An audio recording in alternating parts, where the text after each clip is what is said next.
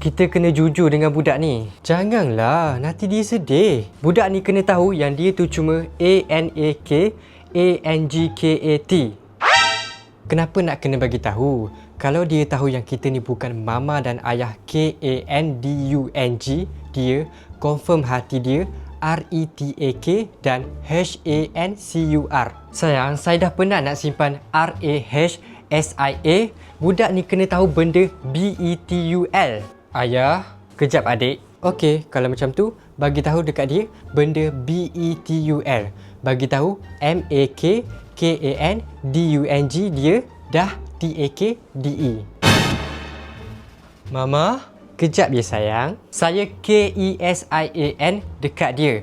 Kalau dia tahu KEBENARAN, time dia dah BESAR, nanti habislah kita. Ya, awak jujur je lah. Budak ni dah lah HODOH. Mama, ayah, saya tahu dah pandai MENGEJA.